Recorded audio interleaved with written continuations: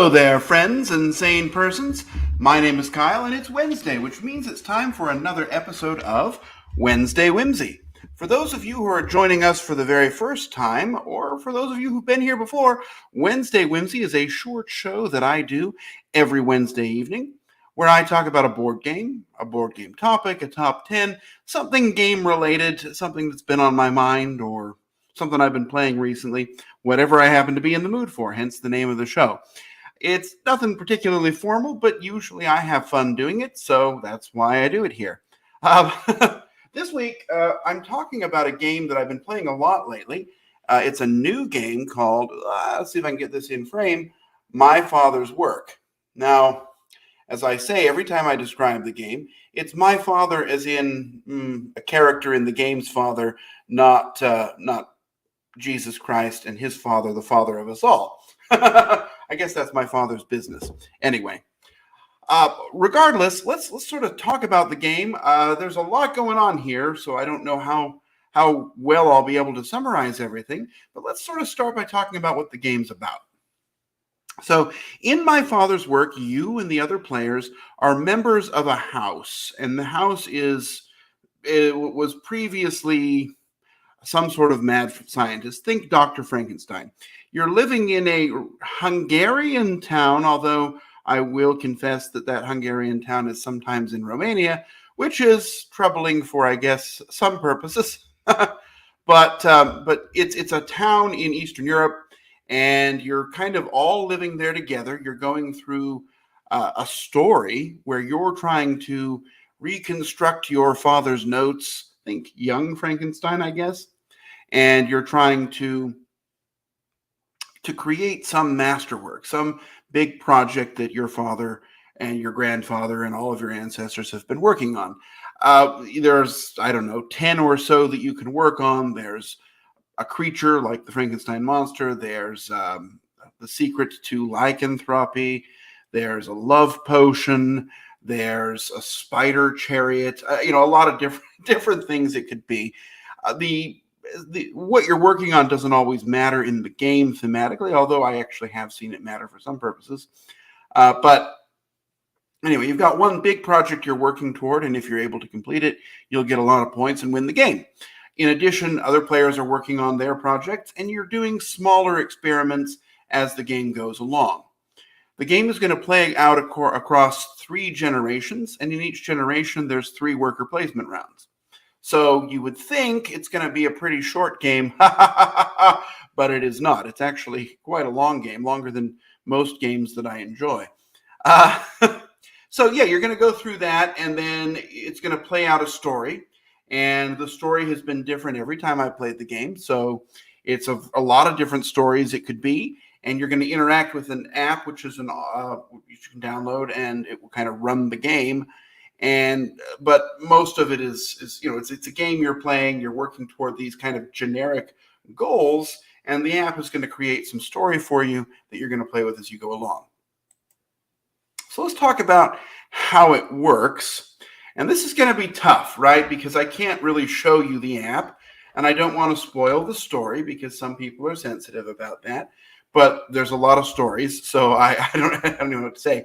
But let's kind of start looking at some of the components, and maybe that might help me explain it. So you kind of have to start with. You've got these minis, right? And you've got several different bases, and the different shapes of the bases are going to represent who those minis are. You'll select one to be you, one to be your spouse, 2 to be caretakers of your estate, and 2 to be servants. It doesn't really matter which figure you use. It really only matters which base. The bases have some slightly different shapes to help you differentiate and figure out what's going on. You're also working. You've got this board, and I guess I can show it up here because I've got it right here. You've got this book, the Village Chronicle, and the Village Chronicle is going to give you a lot of worker placement spaces. And then based upon the decisions you make in the game, the app might tell you to turn to a different space. And so now your town is very different. And I may have turned, no, that looks like an end of the game town. So it just really depends on the choices you make, the different spaces that are going to be available. So it's kind of like think of like a legacy type game, although, not destroying anything, and each game's going to be played from the beginning. So it's not really a legacy in that sense. But the decisions you make in one generation of the game will have an impact on other generations. You also have an estate, and your estate is sort of your home board here. You can kind of see this here. It's got these tracks up here, and these tracks represent the knowledge you've recorded. You can also build these buildings that are going to give you various special abilities, and it's got a couple of worker placement spots. So what is the game? How does it really work? Well, generally, you start the game with yourself, your spouse, and a caretaker, and you can add additional figures as the game goes on. But ultimately, on your turn, you're going to send out one or more of your figures to a location to perform an action. For example, let's go back to this one we had here. Like if I send anybody out to this spot here, I'm going to get one animal, which is a resource that I'll use in my various experiments. If I happen to send two people there, well, then I'll get two animals. If the space is already occupied, you have to spend one coin, and then you can go there just like normal. Or if you send the figure that represents yourself out, you're going to ignore the cost, and you're going to get double the benefit. So you're going to be, on your turn, you'll send somebody out, get some sort of resource, perform some sort of action, and then it's the next player's turn. Another place you can send people is like these spaces on your estate. This one here is for completing an experiment. When you, let's see, we can zoom in. There we go. When you complete an experiment, you're going to be able to score it. It's going to be a card. You'll get various resources that it gives you, sometimes penalties, sometimes bonuses. But ultimately, it's going to help you work toward your other goals, because the experiments come in levels A, B, C, and D. And to complete a B, for example, you must have completed at least one A. To complete a C, you have to have completed two Bs, which also means one A, and so forth. And so this is a place you can send some of your workers. Certain workers, every worker can go here, but certain workers are vulnerable if they do, and you'll lose them after you use them for that action, whereas normally all your workers are reclaimed at the end of the round. So it's kind of, at its heart, that's very zoomed in, a fairly basic worker placement game. You send workers out, you get bonuses, and then you use them to complete certain goals. But where the real joy of the game comes in is in this app that is used. Because every time you play, you're going to select one of three scenarios. There's one that's the cost of war, one that's fear of the unknown, and one that is the time of war, cost of disease, and fear of the unknown. Those are the three. And that's going to kind of give you an overarching sense of the story. You've got a box with components in it, and those components are going to be used in some of the games.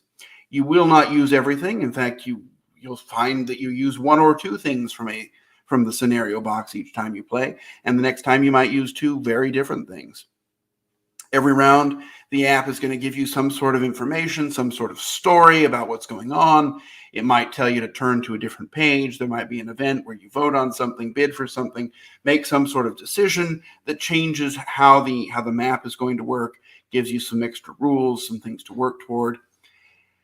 And that's kind of how this board is going to change. And then based upon what you do, you're going to kind of progress through this story. The app will remember who's done what and how many times certain things have occurred. And you're just going to play through a total of nine rounds. So there's the early, middle, and late of three generations.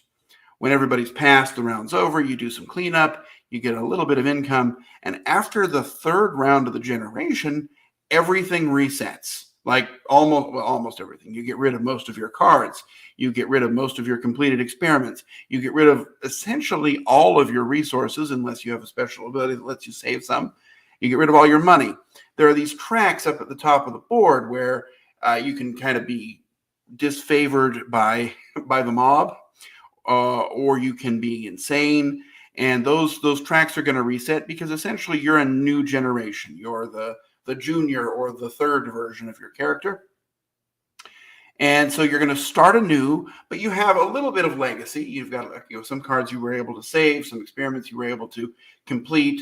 There are these knowledge storing things. There's an action you can take to record your experiments. And what that means is you're going to turn in 2 cubes of the appropriate color, 1 cube, then 2, then 3, and you're going to move this tracker up on this spot, on this row here. And then every time you need those cubes in the future, you've got a discount. For example, if you're all the way at the end, you've got a discount of 3 cubes, which makes doing certain types of experiments more easy to accomplish as the game has gone along. That's one of the only ways you can really save resources, so it's important to do. You also get various bonuses for doing it. But yeah, at the end of the round, you move to another round. At the end of the generation, you do a hard reset and get some more story.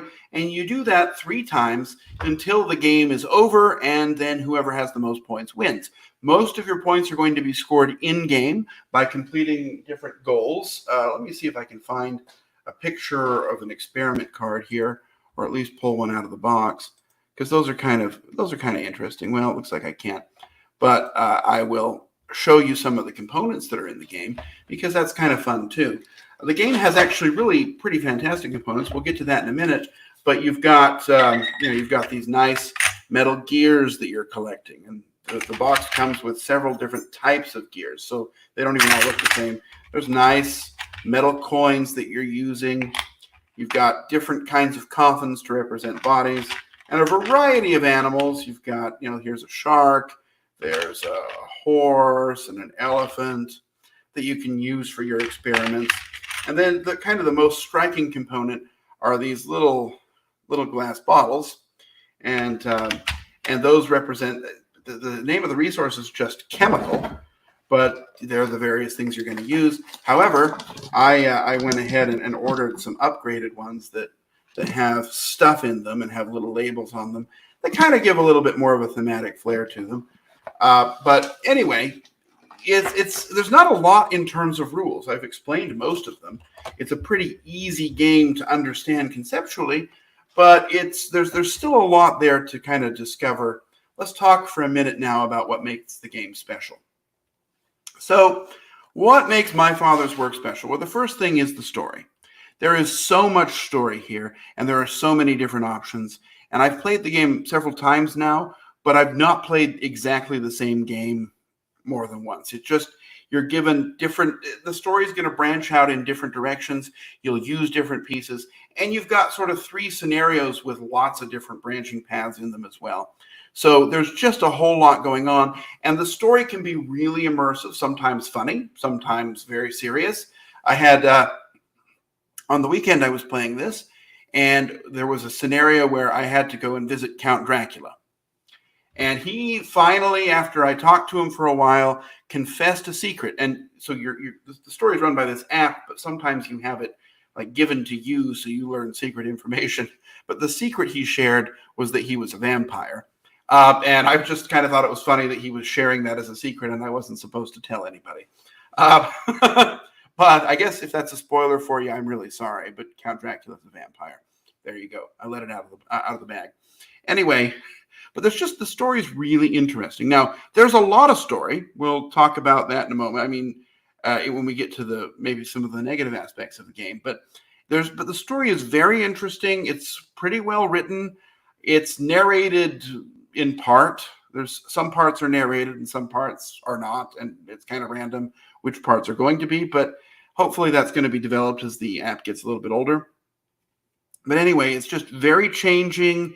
It's very engaging and very interesting, and kind of helps move what would otherwise be a fairly bland worker placement game into a new kind of era where there's a lot going on, but it's very, very engaging, and you're kind of very interested to see how this is going to progress. A second pleasant thing is just this idea, sort of what the game brings that's new and different to the table, is this idea of kind of a changing worker placement map.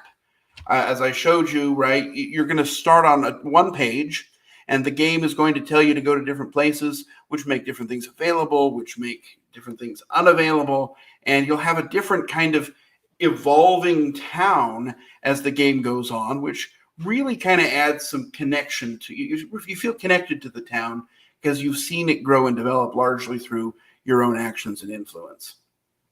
I've already kind of shown the components, The components are pretty fantastic in the game.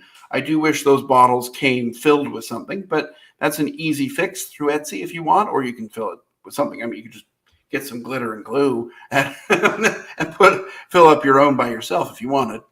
But they're just generally very nice, satisfying components. The game comes with pretty good storage trays to hold everything, so it's pretty easy to set up and tear down. There's not a whole lot of unbagging things and dumping them out on the table. The icons in the game are pretty clear, right? A bottle means this bottle. An animal means an animal piece. There's not really any time you're going to be wondering, oh, what does this do? And have to look up in the rules to try and figure out what's going on. It's the art and components are pretty good, especially the art on the cards. All the cards have kind of different artwork and especially the different experiments. It's really well done in terms of the production quality. Another positive about the game is that the rules are pretty simple. I didn't have a whole lot to talk about with the how does it work section because really all you do is place out one or more workers, do your action, and repeat. And then eventually you'll come to the end of the round, you do some things, and you see where the app's going to take you. All of the story and all of the overhead is contained in the app, so really what you're doing is just a pretty standard worker placement, which means that although the game might look imposing with the components and the size of everything, it's not that hard to teach people, and it's not hard to get in, and the rules never really get in the way. The last kind of positive I'll talk about is that the gameplay is just very engaging. You always feel involved. You're always watching what other people are doing.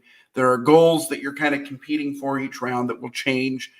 You're never really blocking someone. You can always pay a coin to go to a space that someone else is. But the fact that money can be tied at some points in the game makes that a significant consideration. There's a lot of kind of interaction in terms of taking resources and spots, but then there's also direct interaction through the various events. You might be voting for or against something, bidding or outbidding each other, or various other ways in which you can kind of interact with the other players. And those I haven't even discovered all of yet because they're going to change based upon the app. So now I've said a lot of good things about the game.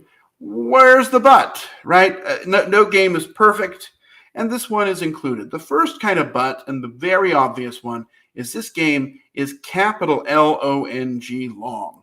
I mean, it is long. The box says 3 hours, and that's not a lie. With two people, you might be able to get it in 2.5 hours, but there's really, for a game of only just a few turns, it really stretches. Now, I will say that when I've been playing it, I lose track of the time. It's so engaging and interesting that I don't really notice that half of the day is gone, but it is right up there with the time hogs of Twilight Imperium or something like that, where it's just going to take you a long time to play, and there's not much you can do about it. You could skip through some of the story, but the story is really the most engaging part of the game, so you don't want to skip it. It's a time sink, and you have to be aware of that going in. Another kind of negative is that some of the rules are a little bit messy. The timing on some things isn't always super clear. It never gets in the way, and for the most part, you can kind of resolve it and go. But there are some things where I just wish they were a little tighter or maybe presented in a slightly better way. But if you learn the game from someone else, hopefully they'll just explain those things to you. And they're not that bad, but I will say that there were a couple of points where I wished things had been more clear. Like the first time I played it, I ignored a very significant rule because it wasn't really very clearly identified for me. I mean, it should have been underlined and starred. And by not doing it, the game really dragged because some shortcuts that should have been developed or should have been in there that we should have been using were not, because I just didn't pick it up from my read of the rules. The rule book's also really bland looking. It's just this big brown book. It's kind of hard to navigate. So I give it a bit of a nick for the rules. Another negative, and this isn't really a negative, but it kind of is, and that is, as I mentioned earlier, there's a lot of reading. I mean, you can probably compare the amount of reading with a good-sized novel. It's just, there's so much story going on in here, and every round there's several paragraphs that need to be read by somebody. And the app is not reliable for narration. Sometimes it will narrate everything perfectly, and sometimes it won't narrate things at all. There's a male voice and a female voice. The male voice is pretty good. The female voice really pronounces things weird. It sounds kind of like a computer voice.